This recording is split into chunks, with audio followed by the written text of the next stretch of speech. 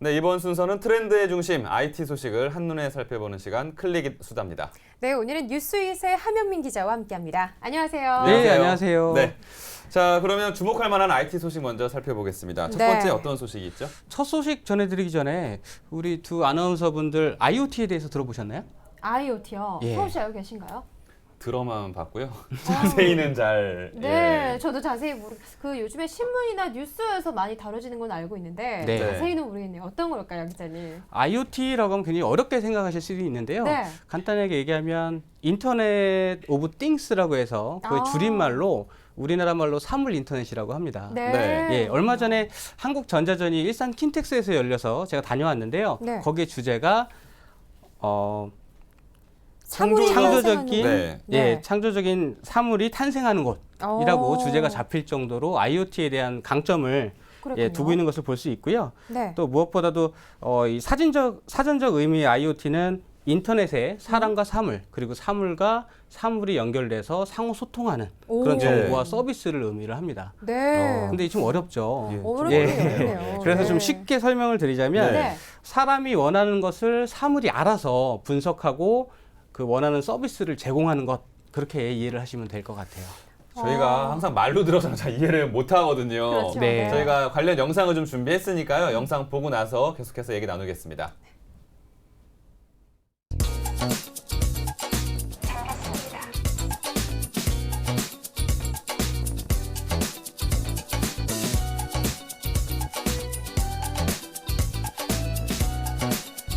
사물 인터넷은 인터넷을 기반으로 사물과 연결되어서 사람과 사물 사이에 의사소통을 하는 기능으로 지능형 기술 및 서비스라고 보시면 될 것 같습니다. pursuit of happiness. Trouble's about to get me in the end. Ooh, you got your girl for anxious, you got your girl for bad. Your fancy shoes and handbag can't help but when you sad. There ain't no hat for that. Ain't no hat for that. Ain't no hat for that. Oh yeah. Ain't no hat for that.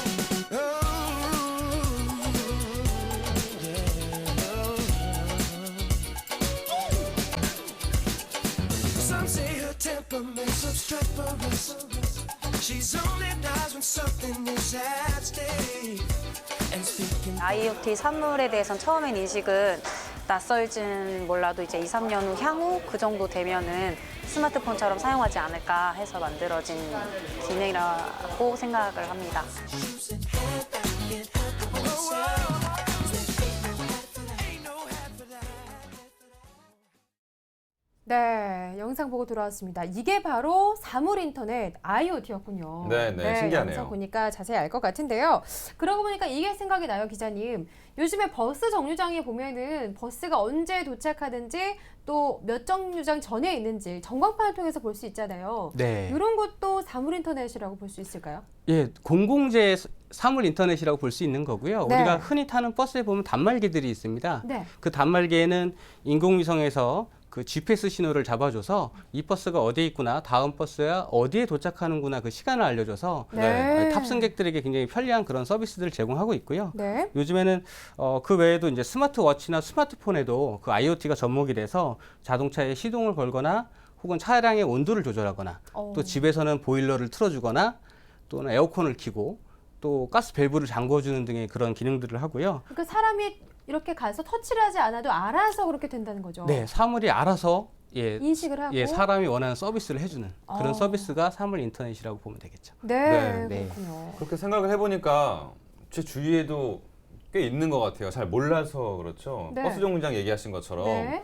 어느 순간 우리 생활에 사물 인터넷이 확 많이 들어와 있다. 정말 순식간에 확 들어온 것 같거든요. 그러니까요. 그러면 뭐 기업들이나 국가에서도 이 사물 인터넷을 아. 활용할 수 있는 여러 가지 것들을 많이 개발을 또 하고 또 발전을 모색할 것 같은데요. 네, 그렇지 않아도 네. 그 요즘에 사물 인터넷이 굉장히 좀 뜨거운 핫 이슈가 되다 보니까 네. 그 세계 각국들, 뭐 한국을 비롯해서 유럽이나 일본, 중국 그런 IT에 관심이 많은 국가들이 국가적인 정책으로 육성을 하는 편이고요. 특히 우리나라는 지난 3월부터 국가 정책적으로 사물 인터넷을 이제 육성하기 위한 그런 정책들을 많이 내놓고 있습니다. 네, 그렇군요. 왜 이번 한국전자전의 주제가 사물이 탄생하는 곳인지 정말 알 수 있는 것 같은데요. 그렇다면 기자님, 우리가 영상에서도 잠깐 봤는데 저희가 알면 깜짝 놀랄 만한 이 사물 인터넷 서비스에는 어떤 것들이 있는지 조금 더 자세히 좀 짚어주시죠. 네. 어떤 것들이 있을까요? 사물 인터넷 하면 역시 인터넷이 들어가죠. 네. 네. 그 인터넷이란 건 연결이 돼야 되다 보니까 역시 이동통신이 빠질 수가 없을 것 같아요. 그래서 우리나라의 그 이통 3사가 굉장히 그 사물 인터넷에 관심을 많이 가지고 있는데 네. 제일 먼저 S사를 좀 알아보면 비닐하우스 관리 시스템이라고 불리우는 스마트 팜 서비스를 내놨어요. 네. 그래서 우리가 흔히 그 밭을 일굴 때 뭐 이렇게 농기구를 이용한다고 생각을 하는데 네. 아주 스마트하게 비닐하우스 안에 온도라든지 물을 주는 것이라든지 아. 예, 그런 서비스들을 쉽게 이용할 수 있도록 했고요. 네. K사의 경우에는 스마트 홈 서비스라고 해서 이전 말씀드렸던 그 보일러의 온도를 조절하거나 또는 누군가 침입했으면 방범 서비스를 제공하거나 또는 오. 예 그리고 에어컨 같은 것들을 틀어주는 네. 네. 예 그런 아주 손쉬운 그런 홈 서비스를 제공하고 있습니다. 유용하네요. 예, 네. 그럼 농사도 편리하게 짓고 또 집안의 안전도 지키고 아. 이런 셈이네요. 네. 그러면 또 엘사의 서비스도 또 있죠? 네, 이통 3사니까 이제 엘사가 하나 남았네요. 네. 엘사의 경우에는 차량 관제 사업을 사물 인터넷에 이제 투자를 시켰어요. 그래서 연동을 해서 그 디지털 운행 기록 장치라는 것을 화물차나 택시 그리고 버스에 넣어서 이 차가 어디 이동을 하고 있는지 또는 그 차량을 좀 더 스마트하게 관리할 수 있는 그런 서비스들을 제공하고 있고요. 네. 역시 그 운행 차량들이 그 사람의 안전과 직결되다 보니까 사물 인터넷이 발전하는 그런 모습들을 잘 보여줄 수 있다고 그렇게 생각을 하고 있습니다. 네, 네. 정말 들을수록 신기하다는 생각이 드는데요. 알게 모르게 우리 사물 인터넷이 정말 우리 생활 가까이에 자리 잡고 있었습니다. 앞으로 이런 놀라운 기술들이 우리 생활을 어떻게 바꿔갈지 기대해 보도록 하겠습니다. 네. 자, 다음은 주목할 만한 새로운 전자기기 살펴보는 시간입니다. 네. 요즘은 스마트폰에 달려있는 카메라가 워낙에 성능이 좋아서요. 좋죠. 네. 예전에 우리가 이렇게 똑딱이라고 부르던 조그만한 디지털 카메라 생각나요. 있잖아요. 네. 예, 이런 게 잘 안 팔린다 그래요. 네, 그렇군요. 그래서 요즘은 작지만 고성능의 미러리스 카메라가 아주 인기라고 합니다. 네, 그렇습니다. 스튜디오에도 그 주인공들이 지금 나와 있는데요. 일단 미러리스 카메라가 어떤 점이 이 기존의 카메라들과 어떤 점이 다를지 좀 짚어보도록 하겠습니다. 네, 미러리스라고 딱 우리가 접할 때 그 네. 뜻 자체가 미러리스, 미러가 없는 거, 네. 거울이 없는 없는 거. 거라고 볼 수 있는데요. 네. 제가 오늘 두 가지의 카메라를 갖고 나왔는데 하나는 DSLR이라고 했던 기존의 카메라고 하나는 미러리스 카메라라고 하는 요즘의 최신 제품입니다. 네. 네, 이 제품은 이제 그 안에 미러, 거울이 있죠. 네. 예, 거울이 있는 제품이 DSLR. 네. 이고요. 기존의 카메라. 네, 기존의 카메라고 최근에 나온 카메라는 안을 열어보면 거울이 없죠. 오, 네, 그러네요. 네. 사진을 찍어서 바로 저장을 할 수 있게끔 미러막이 없기 때문에 부피를 줄였다고 볼 수 있습니다. 그래서 네. 기존에 있던 DSLR보다 부피를 줄여서 휴대성이 더 좋아진 카메라, 아, 그리고 더 이뻐진 카메라라고 보시면 될 것 같아요. 그렇군요. 네. 그러면 그 중에서도 오늘 S사가 출시한 풀프레임 미러리스 저게 A7S2 이렇게 있는 건가요? 네, 네. AS 좀 약간 어렵죠 이름이. 네. A7, 너무 어려운데 어떻게 읽는지 되게 모르겠어요. 어렵습니다. 네. 예, A7S2라고 읽고요. 네. 네. 이 카메라의 특징은 기존의 그 미러리스들이 그 이미지 센서라고 사진을 촬영하게 되면 저장을 하는 기존의 그 필름과 같은 역할을 하는 이미지 센서가 있었는데요. 네. 그 센서가 굉장히 작은 편이었습니다. 네. 근데 그 센서의 크기를 좀 더 키운 그런 카메라라고 볼 수 있겠고요. 무엇보다도 그 화면 크기가 커지면서 풀프레임이라고 불리우는 게 이제 특징인데요. 네. 이 풀프레임이라고 하는 이미지 센서가 커지면 커질수록 그 다이내믹 레인지라고 하는 그런 그 집광 소자가 좀 커지면서 화질이 좋아지기도 하고 저조도에서 광량이 없을 때 노이즈가 좀 줄어드는 그런 효과도 좀 기대할 수 있습니다. 네. 예, 그럼 풀프레임이 어떤 건가요? 생소합니다. 네, 풀프레임을 설명드리자면요. 그 35mm라고 했던 그 기준에 대해서 우리가 좀 살펴봐야 되는데 필름 기억하시죠? 네, 네, 기억하죠. 기존에 있던 필름의 그 롤이 있습니다. 네. 그 롤에 한 장의 사진이 들어가는 게 35mm의 사이즈예요. 35mm, 3.5cm. 네, 네, 네, 그래서 DSLR의 풀프레임을 보면 3.5cm의 아, 그러네요. 이미지 센서가 들어 있는데 이 이미지 센서를 미러리스에 넣은 게 풀프레임이라고 보시면 되고요. 아, 그랬군요. 네, 그래서 기존의 그 미러리스들이 화질면에서 약간 떨어지는 게 아닌가라고 생각을 했었는데 네. 풀프레임이 도입이 되면서 굉장히 좀 화질적으로 기존의 그 미러리스 사용자들의 니즈를 잘 공략한 그런 제품이 아닌가 그렇게 생각이 됩니다. 네, 자 방금 설명해주신 이 풀프레임 외에도 완전히 새롭게 출시된 제품이다 보니까 정말 다양한 기능들이 탑재되어 있을 것 같습니다. 기자님이 직접 써보셨죠? 네, 어떻던가요?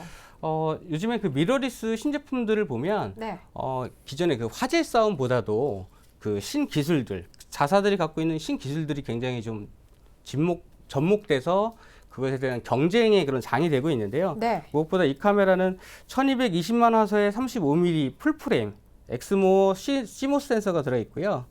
그리고 무엇보다 ISO, 그 고감도의 40만 9,600의 초감도 오. ISO가 들어있어서 엄청난 숫자네요. 네, 듣기만 해도 굉장히 어마어마한 숫자인데 네. 이 ISO는 저감도, 그러니까 그 고감도로 해서 굉장히 어두울 때 빛을 좀 확대시켜주는 그런 아, 기능입니다. 그래서 네. 굉장히 어두운 곳에서도 밝게 찍을 수 노이즈가 없이 음. 좋은 이미지를 얻을 수 있는 그런 기능이죠. 있게. 네.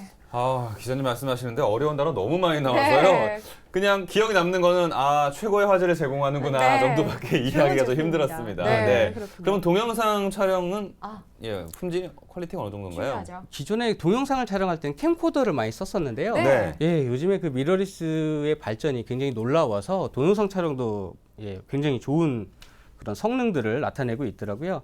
무엇보다도 그 다이내믹 레인지가 넓다 보니까 슬로우 모션 촬영, 굉장히 정해진 시간 동안 많은 사진, 많은 영상을 촬영을 해서 그걸 쭉 늘렸을 때 굉장히 고퀄리티를 보여주는 걸 확인할 수 있었고요. 네. 그리고 또 그 우리가 그 TV 프로그램이나 전문 촬영 같은 그런 전문가 영상을 촬영할 때도 무리가 없겠구나 그런 생각이 좀 들었습니다. 네, 대체 언제 이렇게 디지털 카메라 동영상 촬영 기술이 발전한 건지 놀랍기만 한데요. 그렇다면 많은 분들이 궁금해하실 이 손떨림 방지 기능, 네. 이건 또 어떻게 되는지 네, 저도 짚어주시죠. 언젠가부터 이렇게 손떨림이 굉장히 심해서 네. 사진을 촬영하면 항상 흔들리기도 했는데 네, 맞아요. 지금 이 카메라는 그 오축 그 손떨림 방지 기능이 들어있더라고요. 네, 그래요. 그래서 촬영을 할 때 보통 흔들리는 모습이 뭐 상하, 좌우 이렇게 흔들리긴 하는데 네. 이 카메라는 오축 센서가 탑재되어 있어서 기울기라든지 수평으로 이동할 때 또 흔들림이 방지되는 그런 기능을 갖추고 있어서 굉장히 놀라웠습니다. 그렇군요. 정말 저를 비롯해서 네. 손이 떨려서 사진 잘 못 찍으시는 분들은 위험합니다. 이 얘기 잘 들으시면 좋겠습니다. 네. 근데 저는 손떨림도 손떨리지만 이 피사체가 약간 비껴가는 느낌이 좀 많이 들거든요. 그래서 카메라에서 이렇게 요즘 보니까 네모칸에 대해서 이렇게 딱 피사체를 잡아주는 오토포커스 기능이라고 하나요? 네, AF 기능이라고 하죠. 예. 네, 맞아요. 그런 건 잘 돼 있겠죠? 역시 그 최신 카메라의 그 특징들을 보면 네. 화질도 화질이지만 편의 기능들이 굉장히 많이 발전한 걸 볼 수 있는데요. 그렇군요. 예, 이 카메라는 AF 포인트, 아까 우리 아나운서분이 말씀하셨던 네. 그 오토포커스 포인트가 자그마치 169개나 들어있다고 합니다. 169개요? 네네. 그래서 굉장히 그 화면 안에 그 프레임 안에 많은 AF 포인트를 가지고 있어서 네. AF를 잡는데 굉장히 간편한데요. 무엇보다도 그 어두울 때, 광량이 적을 때 이 AF 포인트가 굉장히 정확해서 기존 제품 대비 2배나 속도가 빠르다고 알려져 있고 제가 실제 확인해 보니까 역시 AF 속도가 빨라지면서 촬영에 대한 그런 안정감이 좀 느껴지고 신뢰감이 느껴진다는 걸 확인할 수 있었습니다. 네, 그렇군요. 자, 무거운 DSLR 때문에 힘들었던 분들께는 정말 혹할 만한 그런 제품이 아닌가 싶은데 아쉬운 점이 있었을 것 같아요. 아쉬운 점 또 뭐라고 짚어볼 수 있을까요? 장점이 9라고 하면 역시 1 정도는 단점이 있지 않을까 생각이 들어요. 네. 그래서 좀 아쉬운 부분을 좀 살펴보면 최근에 그 카메라의 경향은 그 이미지 화소가 2천만 화소가 넘는데 반해서 이 카메라는 1120만 정도로 이미지 크기가 좀 작다라는 게 좀 아쉬운 부분이고요. 네. 그러다 보니까 아무래도 인쇄라든지 대형 인화를 하는 그런 프로페셔널들에게는 살짝 아쉬운 부분이 있지 않나 그런 생각이 드는데 역시나 가장 큰 단점이라고 하면 가격이 아닐까 싶어요. 가격이 어떻게 될까요? 가격이 제가 오늘 체크를 하고 나왔더니 300만 원 중반대 350만 원 정도 하더라고요. 그러다 보니까 역시 그 가격적인 부분을 좀 네. 제외하면 네. 굉장히 발전한 제품인 건 맞는데 네. 약간 아쉬움이 있긴 하지만 신기술들이 대거 녹아있는 제품이다 보니까 네. 그런 분들은 만족스러운 부분이 있었습니다. 아, 예, 그런 게 저는 있었군요. 가격적인 부분 가만 못 하겠네요. 네, 많이 비싸네요. 네, 그럼에도 인기가 있다고 하니까 분명히 이게 매력적인 카메라인 거는 틀림없는 것 같습니다. 맞습니다. 또 네. 마니아분들은 충분히 고려해 보실 것 같은데요. 일단 오늘 구경한 것만으로도 저는 만족해야겠습니다. 오늘 IT 소식 여기까지 들어보겠습니다. 지금까지 뉴스잇의 하명민 기자와 함께했습니다. 기자님 오늘 소식 고맙습니다. 예. 네, 고맙습니다.